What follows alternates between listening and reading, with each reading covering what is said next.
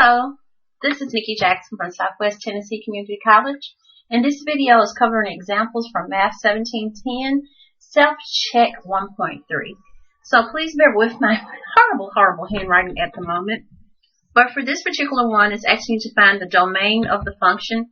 Now, if you remember from sections 1.1 and 1.2, domain was dealing with the x-axis. So it's thinking about if you were to look at a graph, it was looking at it from left to right. So notice how we're focusing on the domain. Again, it's dealing with x. So look only at the denominator. So the denominator is x plus 13. So when you're doing that, you want to make sure that whenever you're dealing with that, you do not want it to equal to 0. Because then it would be, you don't want 6 over 0. Because that's like 6 parts of nothing. So whatever we do not want the numerator, the denominator to equal 0. Hence, we're making it look or equal to 0. So x plus 13 equals 0. To solve for x, the opposite of addition is subtraction. So now we want x not to equal negative 13 because we don't want it to be 0. Well, if you're dealing with the graph itself, remember those graphs that we covered a little bit earlier? When you have your x in the denominator, you know you're going to have several different types of curves. So again, you know it has to include the negative 13. So that's either going to leave B or C. So the correct answer is C. Now I'm going to show you, using the calculator, why is it not going to be B or any of the others. So if you remember from a brief example, so I'm going to show you real quickly. Whenever you have x as your denominator, you're going to have your curves like this. So you see that curve and this curve. Well, if I go back and graph this, I'm going to go back and y equals. I'm going to clear this out. So the graph that we just did for our example was 6 over x plus 13. Once I graph this, notice the number of curves you're going to have. And you really can't see that, because you know that 13 has something to do with it. So what I'm going to do, I'm going to zoom out. And you can't see what I'm doing because the cursor is right there. So now that I've zoomed out, you see your curves. But once I get right here, notice my little cursor is blinking. If I round that up right here, that's going to be very close to 13 as a whole number. So that's where it's converging and diverging at. So that's where the 13 comes from. Notice how it's nowhere near the 0, so the 0 doesn't count. So you can do this one or two ways. Once again, you can look only at the denominator to see where it's going to equal 0. Or you can actually use your calculator, which is this part right here, where you can figure out what your graph. Your next example is dealing with the square root. So once again, you're dealing with your domain, and your domain is dealing with the x-axis. So one of the ways you can do this is by looking at the graph. So I'm going to graph it real quick. So going back to section 1.2, I did an example of a graph that you assume that you already know. So I'm going to do the square root of x. And of course, my graph is still going back to what it looked like last time. So if I do this way, you know it's going to have some type of curve in that direction. Well, if I go back to this graph and make sure that I have the plus 4, which was our example in it, it's going to shift. Notice how I shift to the left 4 times. So you know that you have to exclude 4. So once again, here's the visualization. Right here, it starts at that negative 4. Well, if I do it hand way without a picture, here goes your actual equation or your function, which is this right here. Only looking at what's given to you under the radical, I want it to equal 0. So once I let it equal 0, notice how x is negative 4. And I know it's going to be positive infinity and negative 4 because, again, going back to your graph, notice how your graph keeps going and going and going and going in the positive infinity direction. And the -4 has to be included with the bracket because that's where it actually begins. So hopefully you can do a quick review using Khan Academy or the notes provided in stcc.mylabsplus.com, and you can actually see where we're getting it from. Well, now here's goes another example. This is dealing with transformations. Now, the first thing that popped in my mind when I was talking about transformers, like Transformers, robots in disguise. Okay, so I'm being a little bit corny right there. Well, we know that if we're doing x squared, that is going to give us a parabola. Hence, you see my little rectangle right there. So if I give you a visualization of that, we're going to do the x squared, then graph it. There goes your u. That's your parabola. But you can already estimate that it's going to shift to the right 3 times and shift up 2 times. So notice this part right here, which is outside of the squared part, that's going to determine whether it goes up and down. This right here determines whether it goes left or right. Well, in this case, since you're going to do your vertex, which is going to be included as HK,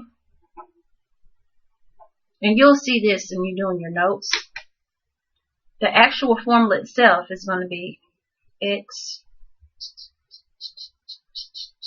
minus h, then plus k squared, which hk is your vertex. That means it's going to be like your middle point. Now, it might be given to you slightly different when you do your notes and your other ones, but I'm just going to show you that. And even though that you see that negative right here, shift it to the right, because you know that 2 negatives give you a positive. That's just the way the formula is. So, you can do it using your calculator, or you can do it this way. You know it's going to be a u, because it's a parabola, and that means it's squared. You know your vertex is going to be at 3 and 2. And you have to be careful when you actually use that to know exactly where it's going to cross the y-axis. So when you use your graphing tool, make sure you use your parabola. Using the calculator itself, we're going to go back to the y equals. So we're going to do open parentheses, x minus 3, close your parentheses, squared. Again, I'm going back to this part right here, plus 2. Now, those of you who are not comfortable using a calculator, make sure that this part, if you ever see a 0 or an arrow, let me show you what I'm talking about. So thank you for your patience. Sometimes there is an arrow right here up at the top. Make sure you hit the right arrow, because if otherwise it's going to leave everything as superscripts, meaning that they're all going to be exponents, and we don't want that. Plus 2. Now I'm going to graph it. And voila. It's showing you how to do everything. Now some of you may feel comfortable with this. So what I'm going to show you is going to hit the second key, if you can see my finger. Second, then trace. We want to see what your minimum is going to be. And the reason why we're doing the minimum, that's the same thing as your vertex. So, using your little arrow keys, I'm going to go all the way down to the vertex, hit enter twice, and look down here at the bottom, you'll actually see what the vertex is supposed to be.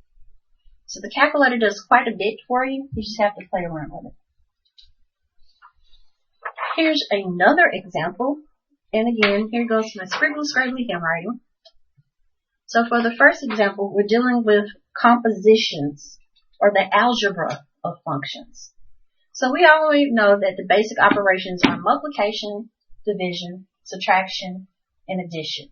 So for this first example, you're going to add your 2 functions. And here we go. It's just the way that it's written. So you have f of g, or f plus g of x. That's just the way you say it. So we got f of x is 3x minus 3, plus g of x, which is x minus 1. So you're going to combine your like terms, which are your x's, so your 3x plus your x, that gives you 4, and then negative 3 plus negative 1 gives you negative 4. So now you have 4x minus 4. Now I already know that this is going to be a line, hence it's going to go in any direction, both negative and positive. To double check that, again, we're going to use our calculator.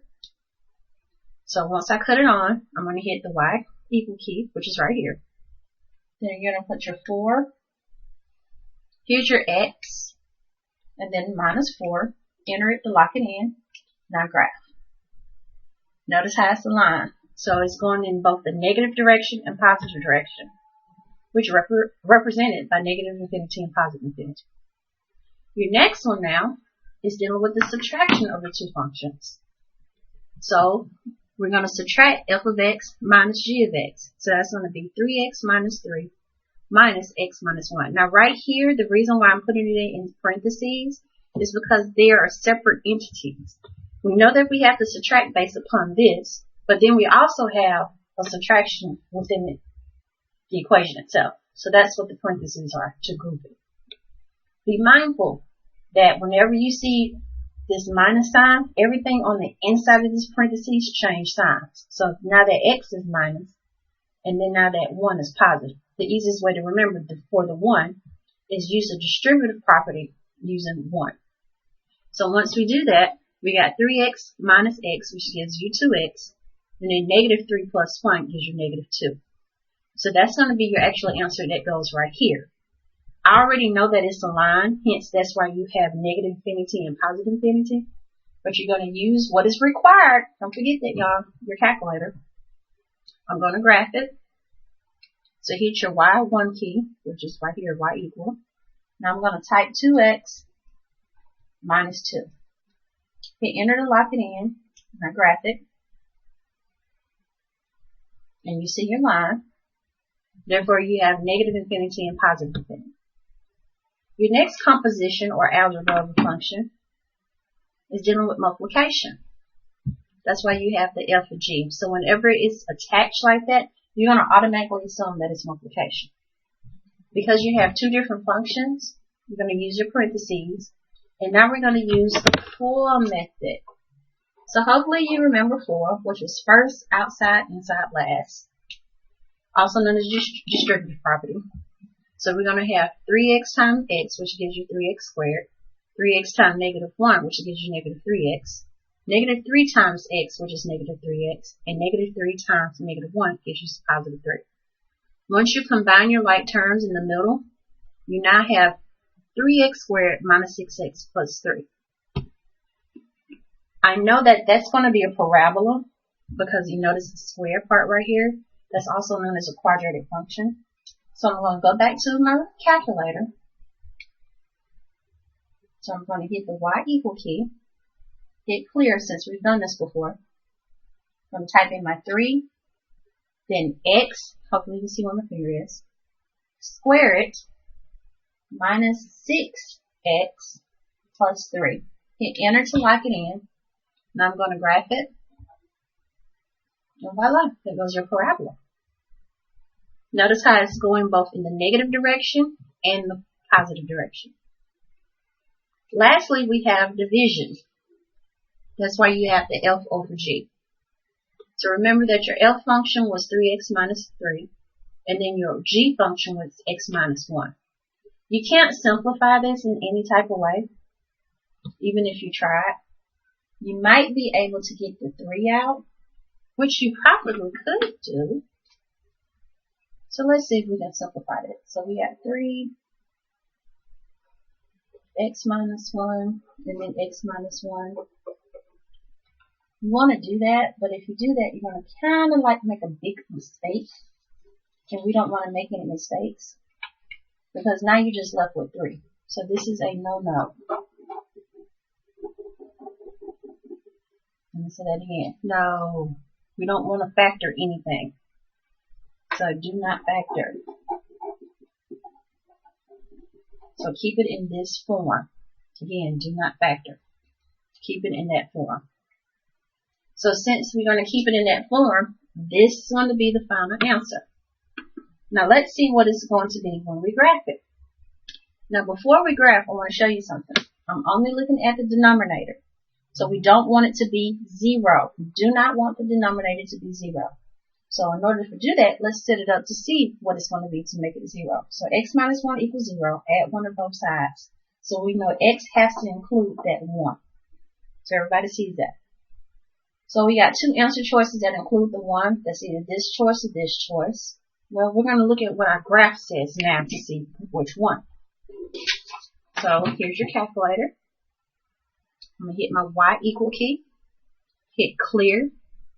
So now I'm going to do open parentheses because we're doing a top and a bottom. So use your open parentheses for your numerator, which is 3x minus 3, divided by, do your open parentheses for your denominator, which is x minus 1. Hopefully you're paying attention to where I'm hitting the x at. That is not the multiplication. So close your parentheses, hit enter, now graph.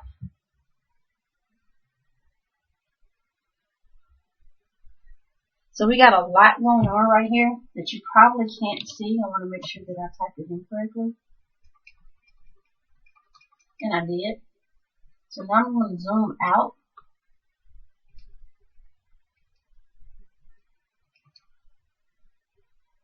So I'm going into the positive direction.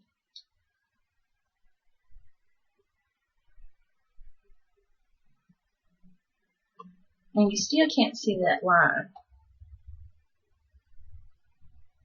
So my apologies for trying to play around with it.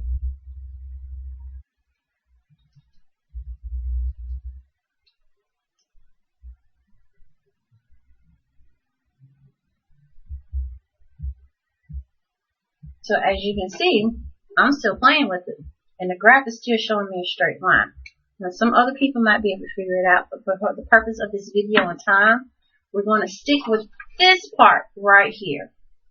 Because we know that if it's a numerator and denominator, and I'm going to show you why, whenever you're dealing with something similar to this, you're going to have your curves. And it's going and going and going. And it's saying thank you for your patience. So there go your curves. Your curves are going to be a little bit more complex than that. And it's going to be converging right here at that 1. But you're not doing that, and it doesn't show it because of that in the denominator. But again, that's what it's going to be. Yeah. We have 2 more examples. Still dealing with the decomposition of functions. Here goes one right here. So we have 2 functions. F of x is 8x and g of x is x plus 5. Now what the little dot means is almost an easier way of saying composition or decomposition. I like to call it substitution. So when you have f dot g of x, that means wherever you have the x in f, you're going to substitute that x as g. So that's what I did right here. So you got 8 over parentheses x plus 5. Once you use the distributive property, you know you have 8x plus 40. So that answer goes here. And if you choose to print it out on your own, that's what the answers are going to show. Then for the second part, you have g of f of x. Well, what that means is wherever you see an x and g, you're going to substitute the f of x. So now I'm going to have 8x plus 5. Then for your c part, it wants you to substitute x as 2 in what we did for f of g. So we know f of g was 8x plus 40. They want to substitute x as 2. So 8 times 2 is 16. 16 times 40 is 56. This right here, and notice the notation for each one. You're going to substitute x as 2 when you have g of x. So we know that was 8x plus 5. So now we got 8 times 2 is 16. 16 plus 5 is 21. So those are kind of complicated. So I strongly encourage you to try to do similar questions when it's your turn to do that for your self-checks. Or if not, just keep trying to do the self-checks over and over and over again because you can do it infinitely. Now here comes the hard part. Of course, we save the best for last. You're dealing with the function in the inverse function. The inverse is indicated by a -1 exponent. Well, one of the ways that I found that was easier to do it, just ignore the f of x completely. We're going to do that just like we're doing a linear equation. So I would rewrite it as y equals 3x plus 1. Because that's what we're normally used to. We're used to your x-axis and y-axis. So once I rewrite it, the next thing that I want to do is replace or switch my x and y. So once I switch my x and y, notice how it's now it's saying x equals 3y plus 1. So now, solve for y. Yeah, we're going to do all of that, even though we, already know what it is. So once you solve for y, we're going to subtract 1 from both sides. So now you have x minus 1 equals 3y. Now divide both sides by 3, and then your final answer is going to be x minus 1 divided by 3. So yay, hurrah! We have just covered the algebra of functions, inverse functions, and the decomposition of functions. So thank you for tuning in.